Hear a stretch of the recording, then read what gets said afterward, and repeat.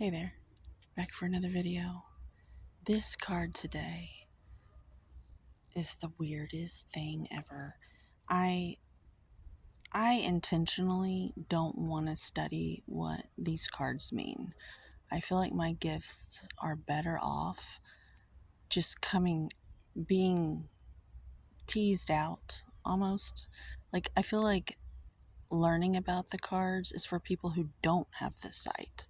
If you don't have the sight, you need to know everything about the cards so that you can tell people these stories.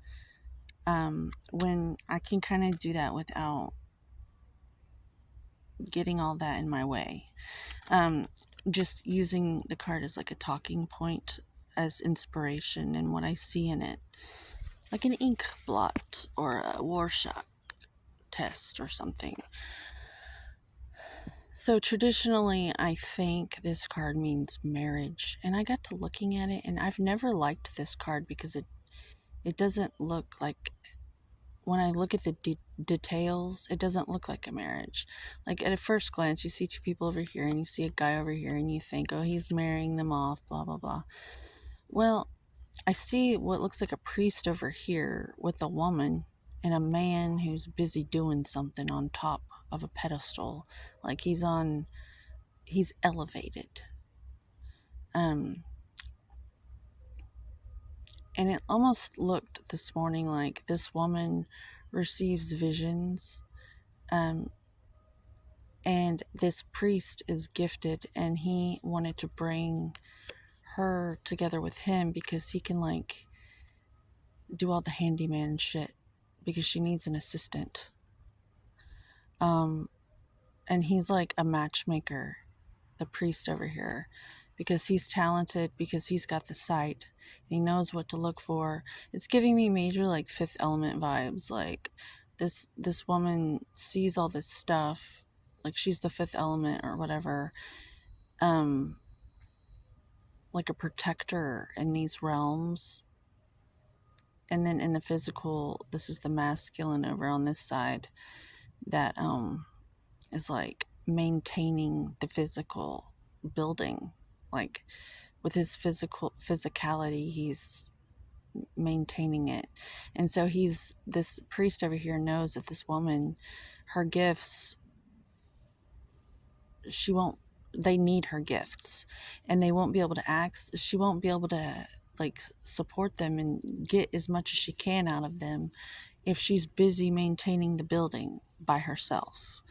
Because without this guy coming into her life, um like her gifts are just wasted, because she's going to be so distracted and busy with all this work that she has to do when she should just be sitting down like an oracle, with the sight, because if she's got like these plans, this vision that just comes to her, and it's very very easy. I can tell by the sheet she's wearing.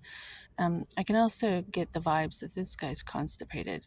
If you like, his job is very very stressful. Like if you look and you kind of like blur it out a bit, it looks like his waist is cinched in, even though it's not. And today that's giving me major like um restrictive, like he he needs what she has to feed him through this little tiny tube, because he can't do what she can do, and she should not be doing what he's doing. She could, but she shouldn't be. She should be receiving the message. And the thing is, he could receive the message too, but as a result of the state of the world we live in today, there's this veil, if you will, over everyone's sight, to where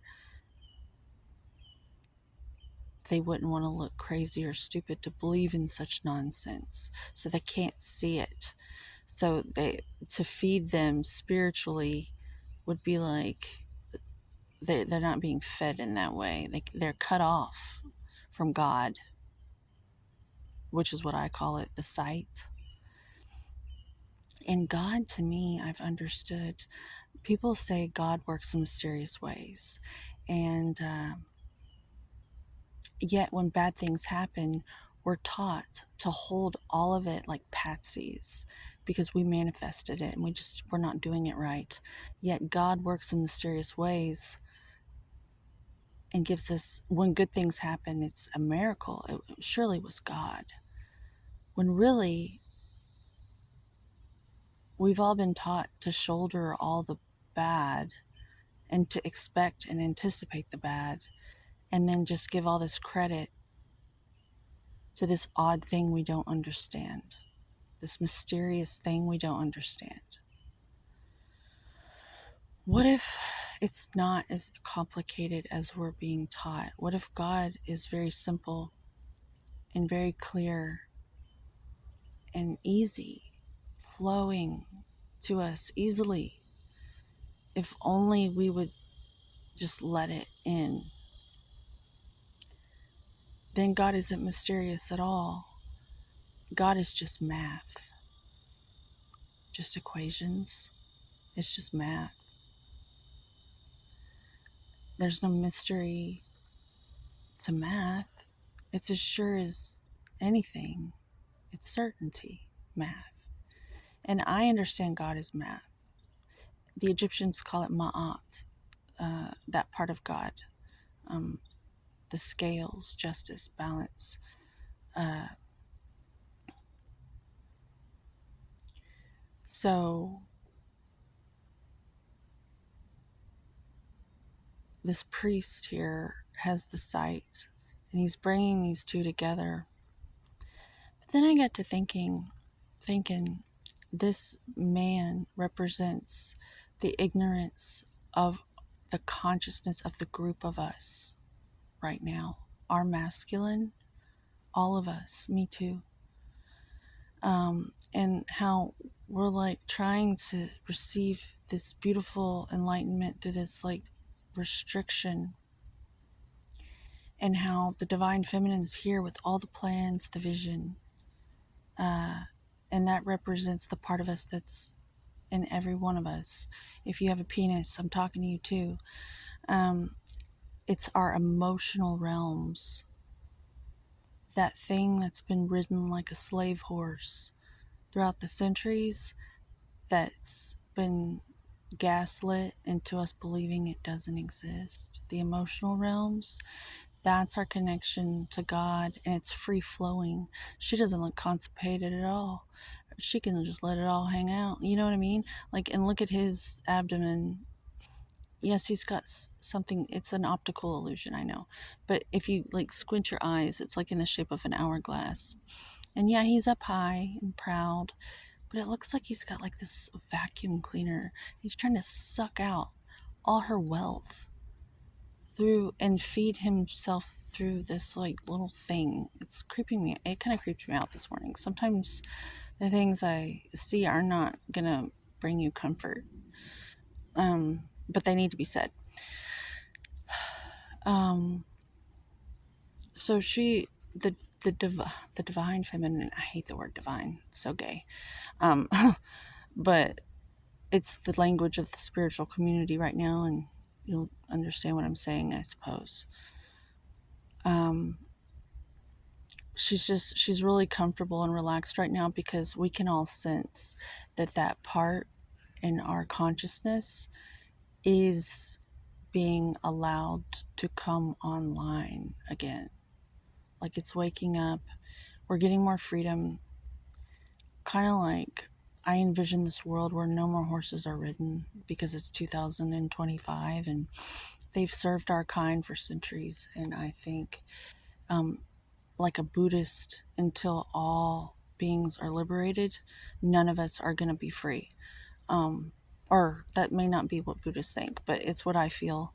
I feel like we all have to be liberated. That includes the horsies that you get to sit on top of, because it doesn't even occur to you that that's wrong. But it is. And nature has a way of balancing itself out. And I think all beings need to be free. And and nature will balance it out on its own. There won't be an overpopulation. It doesn't need to be managed because this is really simple, and the tendency is to fear the unknown and to be afraid of it because there's no control. But there's nothing more liberating than trust in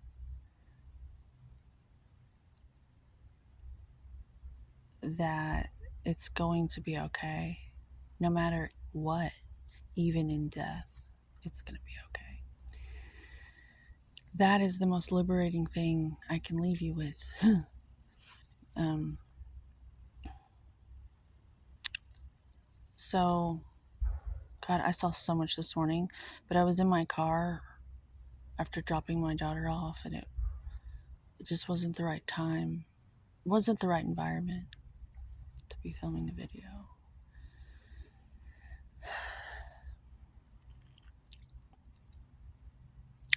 So, there's so much more I could say about this card. I might make a part 2 at my home for the first time ever because I'm going to be morphing into that.